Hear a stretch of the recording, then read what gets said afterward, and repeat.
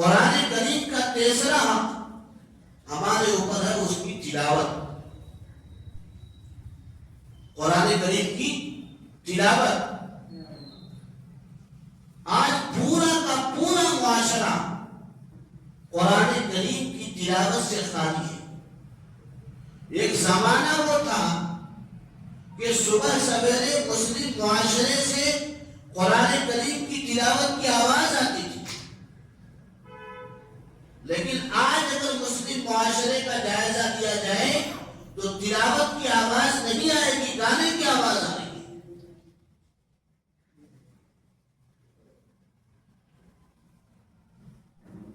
سالوں گزر جاتا ہے، قرآن کریم گھر میں رکھا ہوا ہے، سالوں گزر جاتا ہے، کسی کو توفیق نہیں ہوتی کہ قرآن اٹھا کر تھوڑا تو بھی تلاوت کر لیں. نہ مردوں کو توفیق ہے، نہ عورتوں کو توفیق ہے، نہ بچوں کو توفیق ہے. اور بچوں کو جو ہم قرآن پڑھا رہے ہیں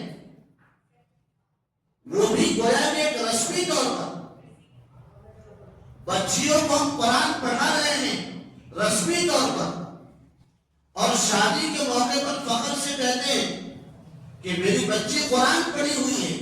لیکن کیا آپ کا اور آپ کی بچی کا قرآن سے تعلق ہے؟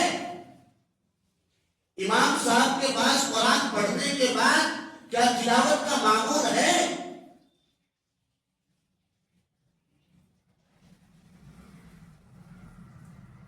سال گزر جاتا ہے، قرآن رکھا ہوا ہے، کوئی اٹھا کر نہیں پڑھ لیتا.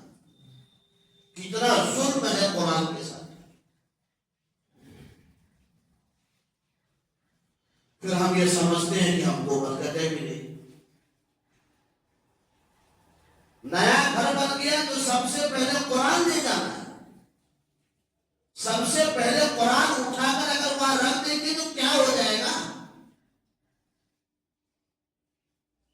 کیا نبی نے صحابہ نے ایسا کیا؟ وہ لوگ تو قرآن کریم کی تلاوت کرنے والے تھے، راتوں کو قرآن کریم پڑھ کر رونے والے تھے. حضور اکرم صلی اللہ علیہ وسلم کے بارے میں تو روایت میں یہاں تک آیا ہے کہ آپ صلی اللہ علیہ وسلم نے ایک ہی آیت کو پڑھتے ہوئے ایک مرتبہ پوری رات گزار دی.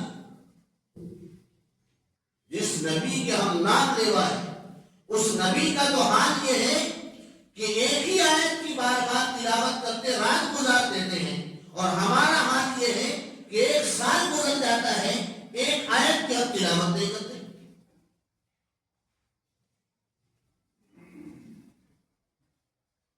اسی لیے قرآن کریم کے اس حق کو سمجھنا ہے اور اس کو ادا کرنا ہے. قرآن کریم کی تلاوت کو سیکھنا ہے. جس کو پڑھنا نہیں آتا پڑھنا سیکھے. ہم بہت آرام سے کہہ دیتے ہیں کہ ہم کو پڑھنا نہیں آتا، ہم بچپن میں نہیں پڑھے، اب پڑھ نہیں سکتے. کیوں نہیں پڑھ سکتے؟